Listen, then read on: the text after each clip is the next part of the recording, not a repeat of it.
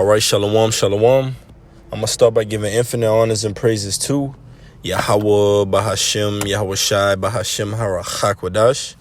Double honors to my teachers, the apostles and the elders of Great Millstone, who rule well and are worthy of their double honors. Peace and blessings to you, Akim, pushing out this truth across the four corners during these last 6 of time. All right, shalom, shalom. This lesson is going to be entitled Proactive versus Reactive in the Ministry. Proactive versus reactive in the ministry. All right, Lord willing, this message is edifying. And I'm going to jump straight into it. All right, so I'm going to basically be going into the words proactive and the words reactive and how ultimately they apply in the ministry and the pros and cons. So I have a chart, all right, that I want to get. And as I was looking up the definitions of proactive and reactive, all right, it came to some information and some charts that are pretty much going to help me out with this lesson. So Lord willing to be edifying. So it says proactive versus reactive.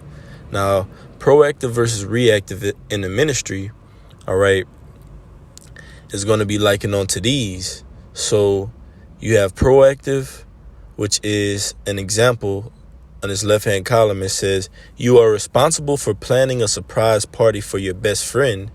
You begin planning months in advance and think ahead about anything that can go wrong. You plan accordingly to prevent any complications. All right. And the scriptures tell you that a prudent man foreseeth the evil. And how do we ultimately foresee the evil? Through prophecy. All right. Because in that word proactive, all right, it basically went into seeing before. This is Proverbs 22:3.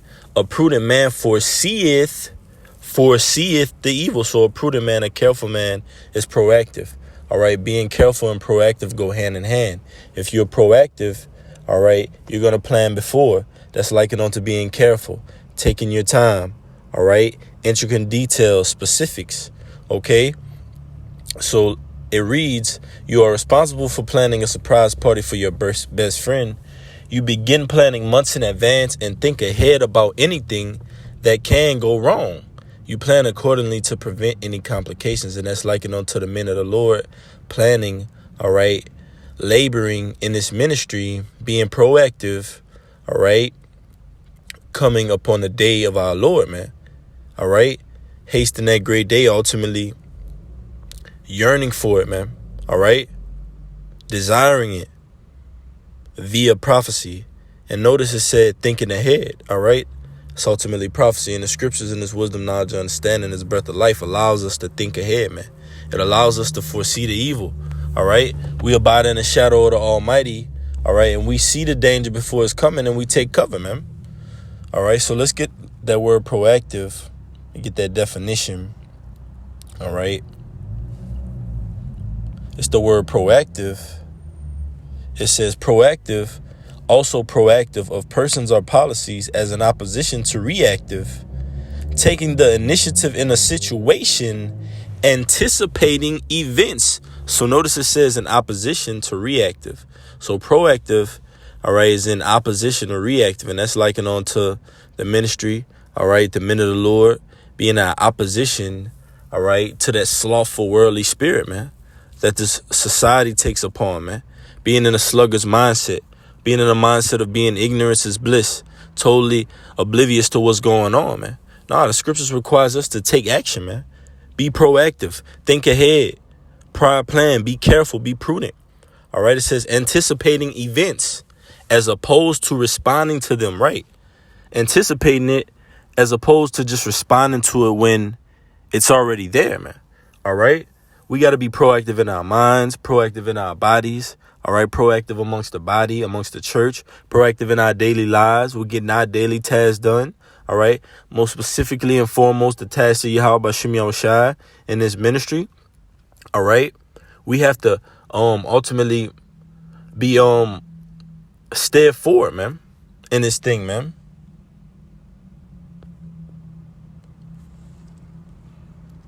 I'm going to read that again. Proverbs 22:3. A prudent man foreseeth the evil and hideth himself, but the simple pass on and are punished. You see, the simple pass on, having no discretion, having no direction, right?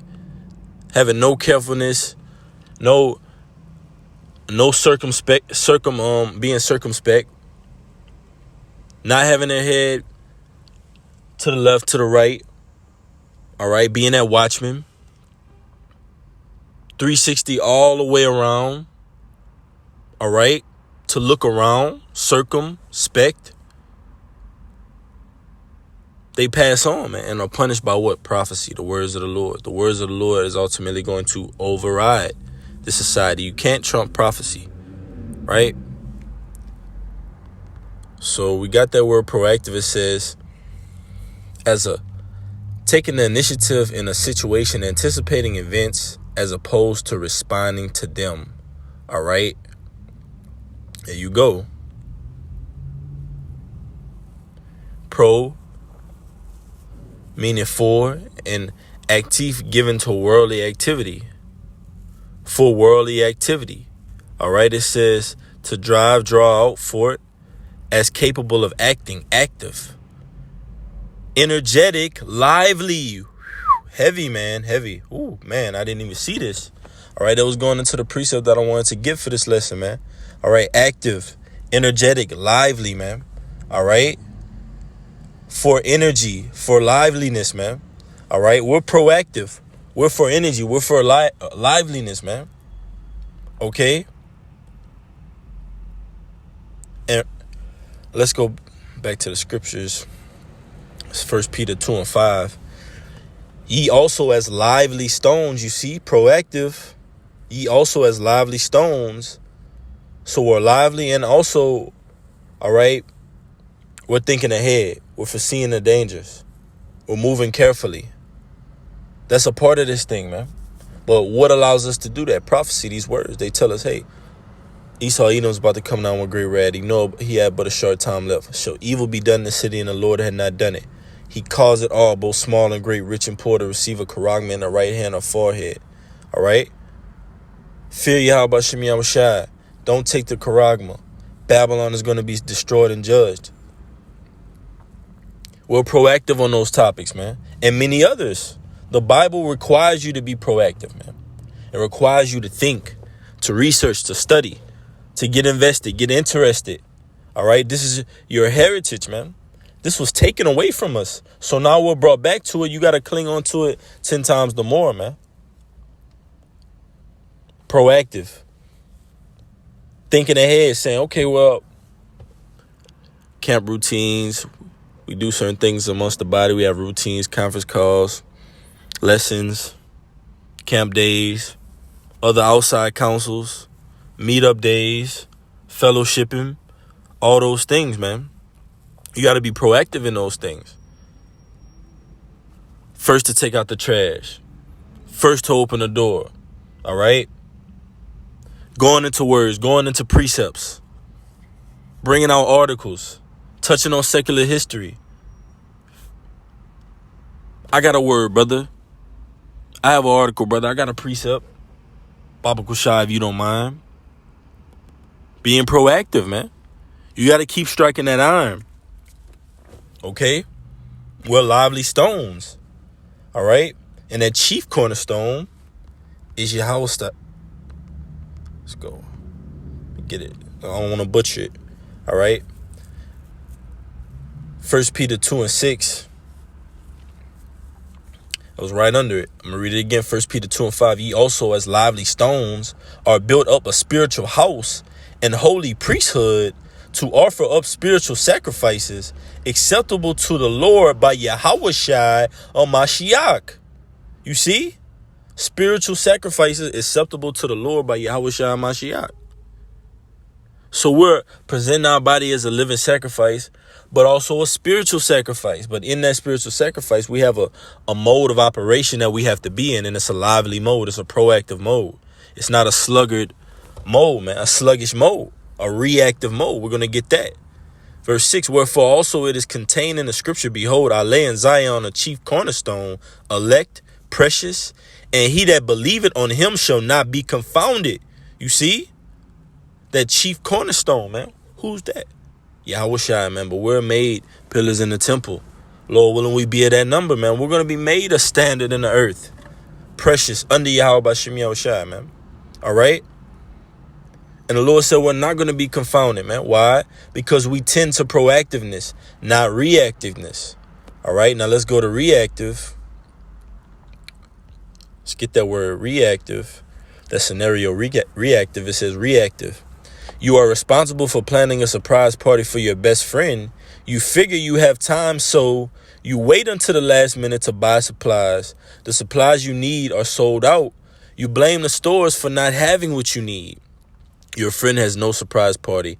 It is any surprise that this happened. You see? And that's likened on to, that's heavy, man. All right?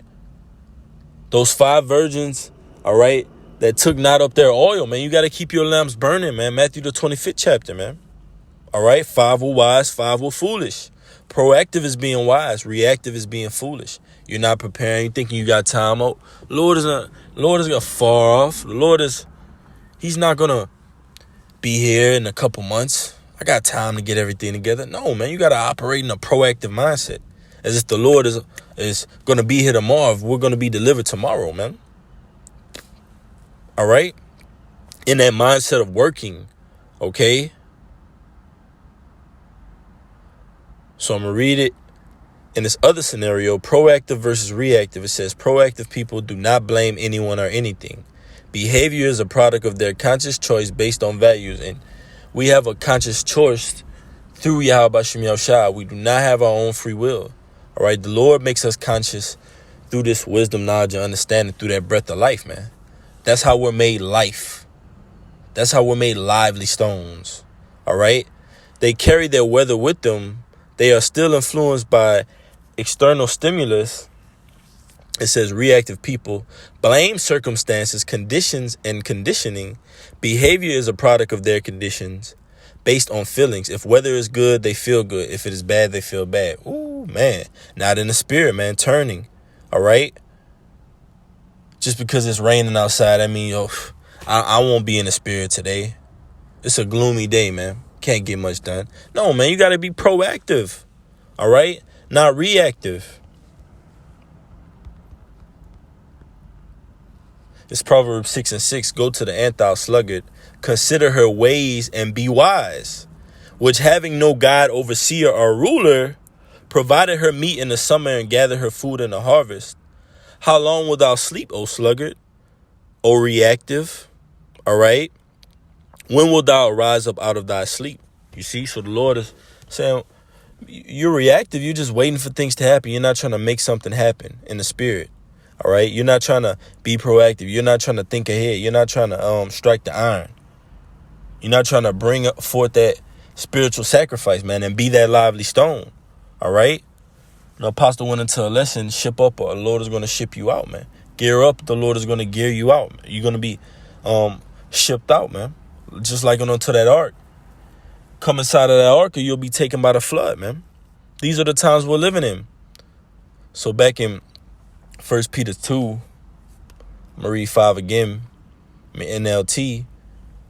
And you are living stones that the Lord is building into his spiritual temple. What more, you are his holy priest.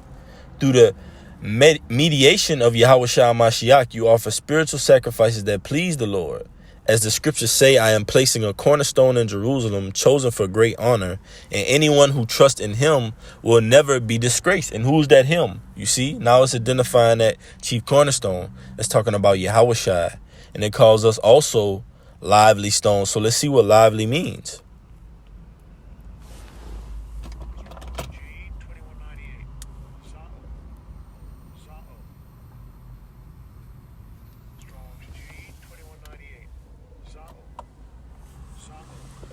Zao, it says to live, to breathe, to be among the living. Ooh, man.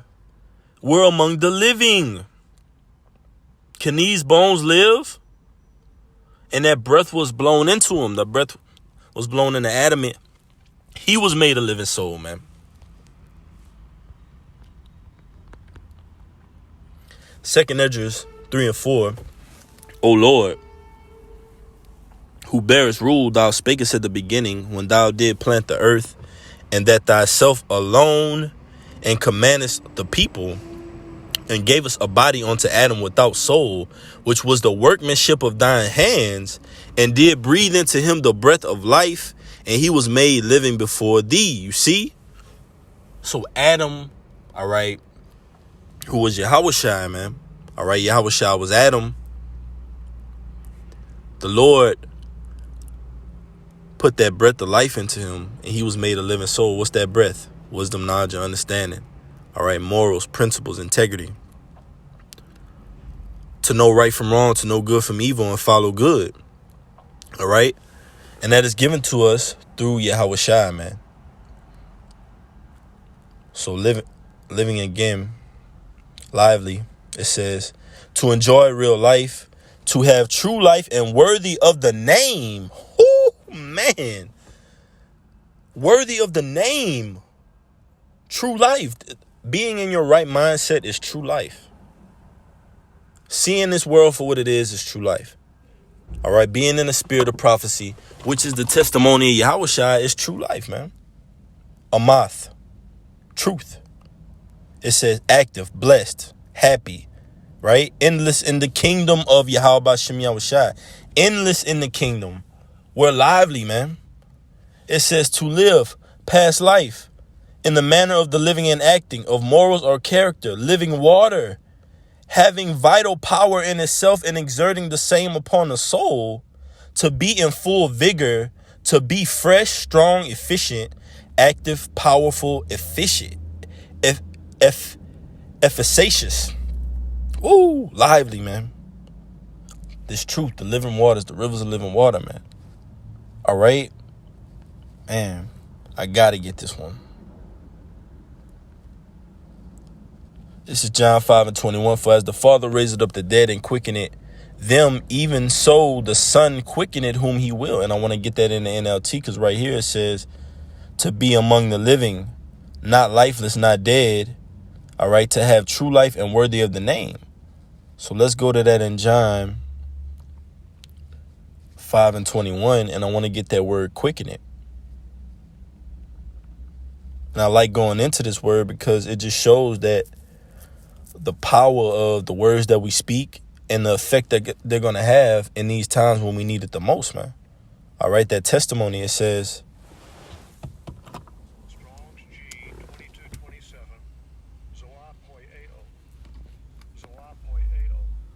Zoapoeo, it says, to produce alive, to beget or bear living. It says to cause to live, to make alive, to give life. It says by spiritual power, to arouse and invigorate, to restore to life, to give increase of life, thus a physical life of the spirit, quickening as respects the spirit, endued with newer and greater powers of life. Man, it's heavy. And that's what this word does. It endues us with new and greater powers of life. It's going to give us spiritual power. We've arise. The scriptures tell us to arise and depart. This is not our rest. So this word does all those things for us, man. All right. And as it said in the title of the lesson, proactive versus reactive in the ministry. This is reactive. It says repercussive, echoing, a sense now obsolete. And it says echoing. All right. Echoing, right? It says to react, to exert, to perform again, do a second time. But the key point I wanted was echoing. Now, if you're talking down a well, right, and then you echo your voice and you say, Shalom, you're going to hear back. You're going to hear Shalom. But you're thinking, you'll be like, well, that's not another person saying Shalom back. That's just my voice reacting to it in that well, all right, reacting back. And that's likened on to being reactive, okay? Situations happen, you just react to it. You're not prepared ahead of time. You're not covered, man. All right? Like in Matthew, the 25th chapter, all right? Those unwise virgins came and said, can we have some of your oil? The wise virgin said, not so, lest there be not enough for us. All right? So Lord willing, this message has been edifying, proactive versus reactive in the ministry. I'm going to say Sama, Yasha Allah, Yahweh, Allah Hayanawa, Yahweh, Ahud. Hear, O Israel, the Lord our power is one Lord. Double honors to my teachers, the apostles and the elders of Great Millstone. Until next time, peace and blessings. Shalom.